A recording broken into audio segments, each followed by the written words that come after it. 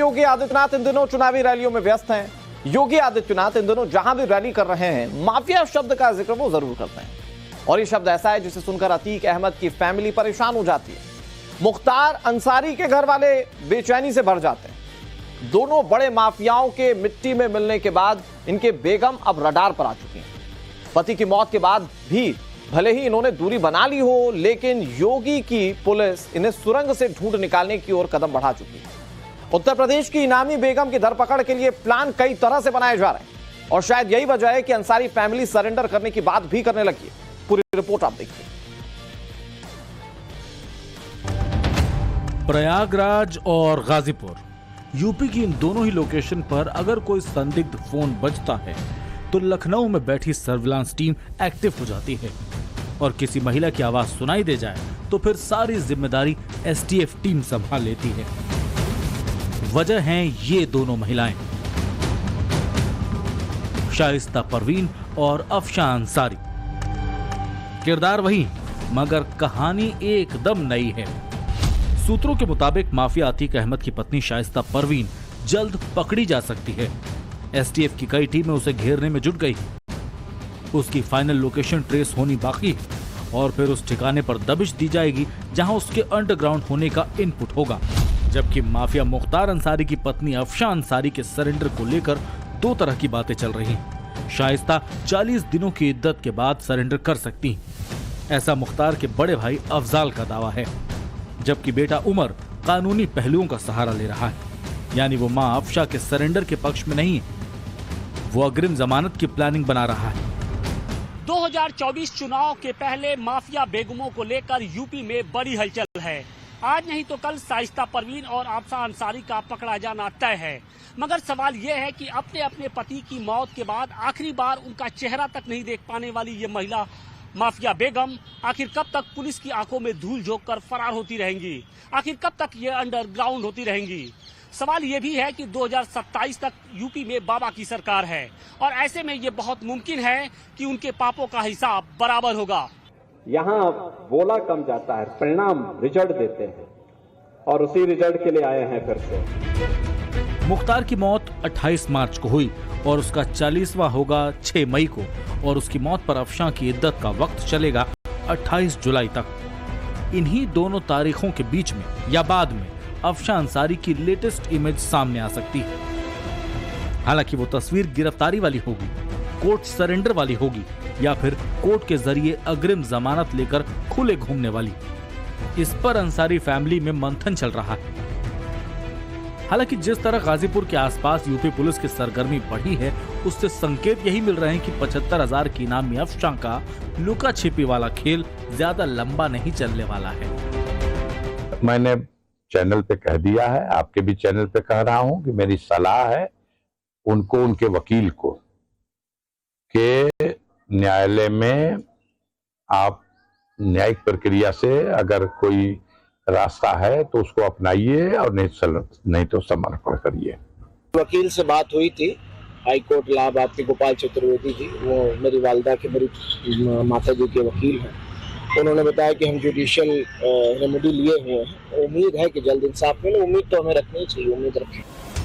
अफशान को अग्रिम जमानत मिल जाए, इस बात के चांस बेहद कम है, क्योंकि मुख्तार के क्राइम में माफिया बेगम भी बराबर की हिस्सेदार बताई जाती हैं। अफशान के खिलाफ लुकआउट नोटिस जारी है, उस पर 11 आपराधिक मामले दर्ज हैं। पुलिस रिकॉर्ड में IS 191 गैंग की मेंबर के तौर पर वो चिन्हित हैं। कोर्ट उसे भगौड़ा बताकर गैर जमानती वारंट जारी कर चुका है।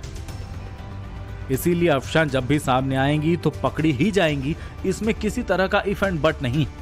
हालांकि कब, इसका जवाब गाजीपुर के मोहम्मदाबाद के दर्जी टोला यूसुफपुर के रहने वाली अफशान ही बता सकती है, या फिर यूपी पुलिस। मगर मुख्तार के बेटे उमर अंसारी को लगता है कि जिस तरह उसे कोर्ट से जमानत मिल चुकी है, ठीक उसी तरह फैमिली के बाकी मेंबर्स को भी कानूनी दांव पेच लगाकर जेल से बचा लेगा। तमाम लोग दर्शन कर रहे हैं, आप भी चाहेंगे कि माँ जो है वो अब जख्मों को मत खुरे दिए। मैंने बहुत साहस, बहुत हिम्मत, बहुत धाड़स बना रखा है। मैं 25 साल का ही हूँ अभी। मेरा भाई नहीं है, मेरी माँ नहीं है, मेरे पिता चले गए हैं, लेकिन आप मानिए लोग जो पिताजी के साथ रहे हैं विधानसभा में, MLC लोग, विधायक लोग, तमाम नेता लोग फ़ोन करके बहुत लोगों ने बहुत प्यार दिया है, हिम्मत दी है, साहस दिया है और सबने कहा है कि बेटा तुम अकेले नहीं हो और तुम्हारे पिता की हत्या हुई है और हम इस लड़ाई में तुम्हारे साथ हैं। कानूनी रूप से हम अपनी लड़ाई को जारी रखें। अफशां की क्राइम हिस्ट्री का पार्टनर अब तक मुख्तार अंसारी था और अब मुख्तार की मौत के बाद उसकी सरेंडर की चर्चाएं जोरों पर हैं। इस्लामिक रीति रिवाजों के मुताबिक अफशां अगले 4 महीने इद्दत पर रहेंगी, यानी शौहर के इंतकाल के बाद बाहरी दुनिया से अफशां संपर्क नहीं करेंगी। अफशां इस बात को अच्छी तरह जानती हैं कि उसके पकड़े जाते ही योगी की पुलिस एक के बाद एक करके कई केस उसके ऊपर लाद देगी और फिर पति मुख्तार की तरह सलाखों से बाहर निकलना उसके लिए मुश्किल हो जाएगा। इसीलिए सरेंडर टालने की जुगत भी लगाई जा रही है। मुझे पूरा कहानी एक तरह से सरकार फिल्म जैसी लगती है, जहां पर एक डायलॉग था सरकार के जो बड़े किरदार था कि हम इस मुसीबत को आते हुए नहीं देख पाए। मुझे लगता है कि जो अंसारी क्लैन है इस मुसीबत को आते हुए नहीं देख पाया, उसको बहुत पहले से तैयारी कर लेनी चाहिए थी। भारतीय जनता पार्टी का शासन आने के बाद से जो योगी का शिकंजा गैंगस्टर पर कसना शुरू हुआ था, उसकी तैयारी मुझे लगता है कि इन परिवारों ने नहीं शुरू की और उसी का नतीजा है कि जो भी अंसारी परिवार हो या अतीक अहमद का जो भी कुछ हुआ हो सामने जो आपने देखा, वो एक राजनीतिक फॉल आउट है। और अब सवाल यह है कि अफशां को पकड़ना क्यों जरूरी है और क्यों उसकी गिरफ्तारी लंबी खिंचती जा रही है, तो इसे भी समझ लीजिए। अफशां के पास मोबाइल नहीं है, मगर उसके नाम पर 2.5 लाख की कीमत वाली NP बोर रिवॉल्वर है। अंडरग्राउंड रहकर किसी को धमकाने का मामला अफशां को लेकर सामने नहीं आया, हालांकि पर्दे के पीछे से गैंग चलाती रही, इस बात के पुख्ता सबूत है। मुख्तार के कई सीक्रेट ठिकाने हैं, इसलिए वो अब तक धूल झोंकने में कामयाब रही है, लेकिन पुलिस धीरे धीरे उसके सारे करीबी कनेक्शन खंगाल रही है। मुख्यमंत्री योगी आदित्यनाथ का ट्रैक रिकॉर्ड कहता है कि वो अपराधियों से निपटने में देरी नहीं लगाते हैं। चाहे कोई पाताल में ही क्यों न छुपा बैठा हो, योगी की पुलिस उसे ढूंढ ही लेती है। इसीलिए कहा जाने लगा कि क्या अफशां अंसारी अपनी मर्जी से पुलिस के सामने आएगी या फिर एक फोन की घंटी उसका खेल बिगाड़ देगी। बस इसी बात का इंतजार है। हालांकि ये ट्रैक रिकॉर्ड है और बहुत क्लियर है कि अगर अफशां अंसारी पुलिस के हत्थे चढ़ जाती है तो फिर पुलिस उसका वो हाल करेगी जिसके बारे में सोचकर अंसारी फैमिली की रूह अभी से कांप जाती है। मुख्तार की बहू वो आई है अब्बास की पत्नी। अफशां के विरुद्ध पहले से वारंट है और वो इनाम भी घोषित कर दिया गया है। ऐसी परिस्थिति बनाई जा सकती है, ये भगवान न करे कि कभी किसी दुश्मन के ऊपर भी आए कि उसका सुहाग उजड़ जाए और वो अपने सुहाग का दर्शन भी न कर सके। माफिया मुख्तार की बेगम अफशां जिस पैटर्न को फॉलो कर रही हैं, यूपी में उसकी शुरुआत अतीक की पत्नी शाइस्ता परवीन ने की। वही शाइस्ता जो 24 फरवरी 2023 को उमेश पाल के मर्डर के बाद से यानी 13 महीनों से फरार है। 13 अप्रैल को बेटे असद का एनकाउंटर हुआ तो भी सामने नहीं आई। 15 अप्रैल को अतीक अहमद की मौत हो गई, फिर भी सामने नहीं आई।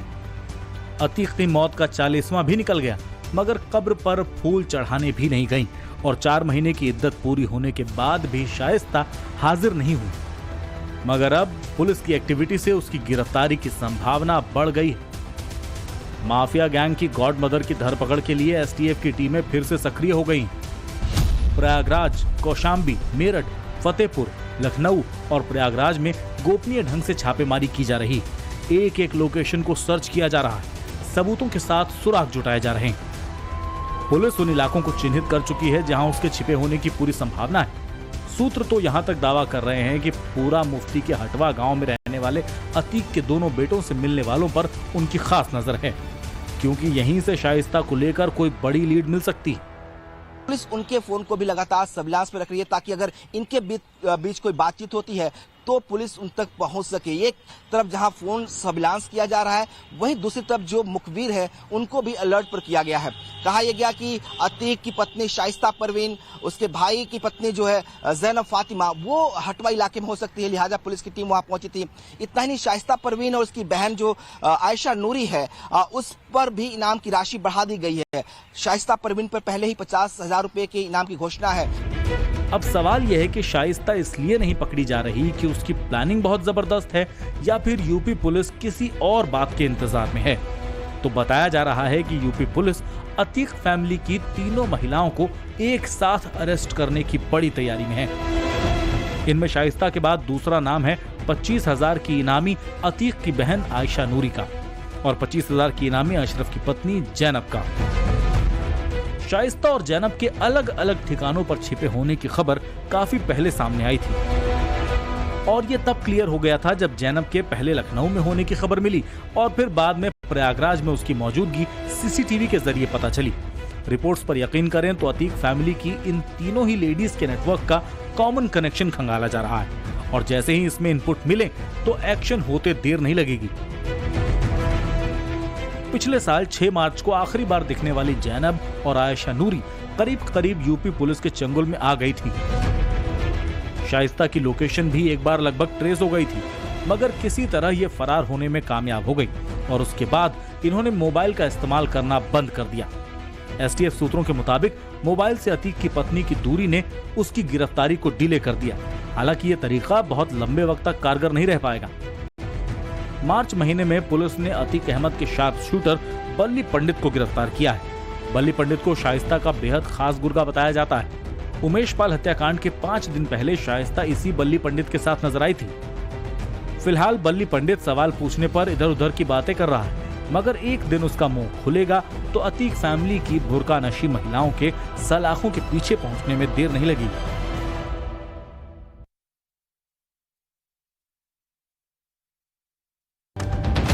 मुख्तार अंसारी की फैमिली में 2 तरह की थिंकिंग है।